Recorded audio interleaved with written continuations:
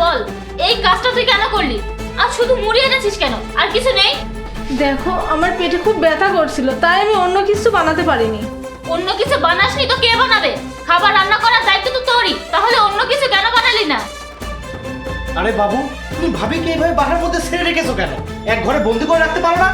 আমার মনে হয় ওকে ঘরে বন্দি করে রাখা উচিত। ওর খাবার ওষুধ সব বন্ধ করে দিতে হবে, তাহলে ও জন্মের শিক্ষা পেয়ে যাবে। ঠিকই বলেছো, ওকে আমি ঘরে বন্দি করে রাখবো আর খেতে দেবো না, তাহলেই ও বুঝতে পারবে।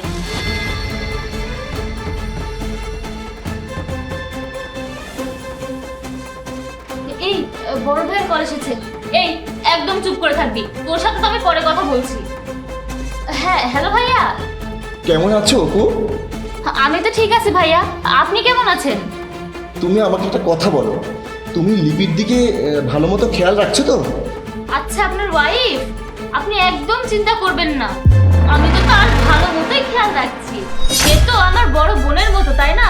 খুব ভালো করেই দেখাশোনা করছি। একবার লিপিকে ফোনটা দাও তো। আপনি তার সাথে কথা বলবেন? কিন্তু ভাইয়া, সে তো এখন আরাম করে তার রুমে ঘুমাচ্ছে। ভাবি ঘুম থেকে উঠুক, আমি আপনার সাথে কথা বলিয়ে দেব। আচ্ছা ঠিক আছে, আমি পরে কথা বলবো। আরে হ্যাঁ ভাইয়া, সময় মতো টাকাটা পাঠিয়ে দিন। আপনি তো জানেনই ভাবির জন্য এখন কতটা খরচ হচ্ছে। ঠিক আছে, তুমি একদম চিন্তা করো না, আমি পাঠিয়ে দেবো। আচ্ছা ঠিক আছে, বাই ভাইয়া। আরে তুই এখনো কেন এখানে দাঁড়িয়ে আছিস? এগুলো পরিষ্কার করে দে। আর শোন, নতুন করে ভালো খাবার বানিয়ে আমাদের রুমে দিয়ে আসবি। চলো বেবি, আমরা রুমে যাই।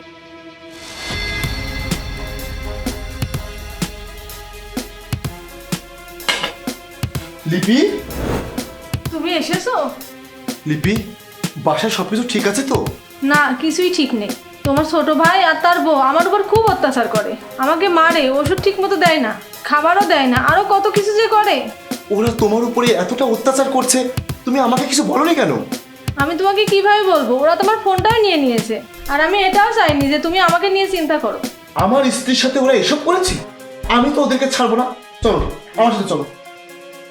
বেবি, ভাইয়ের টাকায় বসে বসে খাওয়া আর তোমার সাথে আরামায়েশ করা কি যে মজা। তুহিন, ভাইয়া আপনি, আপনার তো এখনো 1 মাস পরে আসার কথা ছিল। হ্যাঁ অপু, বাড়িতে আমার 1 মাস পরে আসার কথা ছিল, কিন্তু হঠাৎ করে আমি ছুটি পেয়ে গেলাম আর ভাবলাম বাড়িতে গিয়ে সবাইকে একটু অবাক করে দিই। কিন্তু আমি এখানে এসে সব কি দেখলাম, তোমরা তো আমাকে অবাক করে দিয়েছো। অপু, তুহিন, তোরা তোর ভাবির সাথে সব কি করছিস? তোদের কি লজ্জা করে না তোর ভাবির সাথে এরকম জঘন্য আচরণ করতে? তোরা জানিস ও প্রেগনেন্ট, তারপরেও তোরা ওর উপরে এরকম অমানবিক অত্যাচার করেছিস। ভাইয়ের টাকায় বউয়ের আঁচল ধরে বসে বসে খেতে খুব ভালো লাগে, তাই না? আর অপু, তুমি একজন মেয়ে হয়ে অন্য একজন মেয়ে এই অবস্থায় তার উপরে এরকম অত্যাচার কিভাবে করতে পারো? ভাইয়া আপনি সব কি বলছেন? আমরা তো ভাবির সাথে কিছু করিনি, আর আমরা ভাবির সাথে এরকম কেন করব? ভাবি মনে হয় আপনাকে মিথ্যা কথা বলেছে। হ্যাঁ ভাইয়া, ভাবি মনে হয় তোমাকে মিথ্যা কথা বলেছে, এমন কিছুই হয়নি। আর আমি তোমার ভাই হয়ে এসব কিভাবে করতে পারি বলো? চুপ করো, মিথ্যা লিপি বলেনি, মিথ্যা বলছো তোমরা। তোমাদের লজ্জা লাগে না বড় ভাবির সাথে এরকম খারাপ অত্যাচার করতে? আমি নিজের চোখে দেখেছি তোরা দুজন মিলে লিপির উপর কি রকম অত্যাচার করতেছিলি, আর তোমরা যাতে এটা অস্বীকার করতে না পারো সেই জন্য আমি দেখা মাত্রই মোবাইলে ভিডিও করেছি। ভিডিও করেছো? তোমরা দুজন সীমা অতিক্রম করেছো, আমার স্ত্রীর সাথে তোমরা এরকম জঘন্য আচরণ করেছো। আর তুহিন, তুই তো 1 টাকাও ইনকাম করিস না, আমার খেয়ে আমার পরে আমার বাড়িতে থেকে তোর বইয়ের আঁচলের নিচে বসে তুই আমার বইয়ের উপরে এরকম অত্যাচার করছিস। তুই যে আমার ভাই সেটা এখন আমি ভুলে যাব। এই মুহূর্তে তুই তোর বউকে নিয়ে আমার বাড়ি থেকে বের হয়ে যাবি, কারণ এই বাড়িটা আমার। যা, বের হয়ে যা। ভাইয়া, আমাদেরকে ক্ষমা করে দাও, আমাদের অনেক বড় ভুল হয়ে গেছে। আমরা আর কখনো এমন কিছু করব না। আমাদের তাড়িয়ে দিও না, আমরা কোথায় যাব? আর তুমি ছাড়া তো আমাদের আর কোনো উপায় নেই। আমি ছাড়া তোদের কোনো উপায় নেই, সেটা জেনেও তোর ভাবির সাথে যা করেছিস সেটা ভুল না, সেটা অন্যায় করেছিস, পাপ করেছিস, আর তার শাস্তিও তোকে পেতে হবে। তোর এই বিয়াদব কুচক্রি বউকে নিয়ে এই মুহূর্তে আমার বাড়ি থেকে বের হয়ে যা।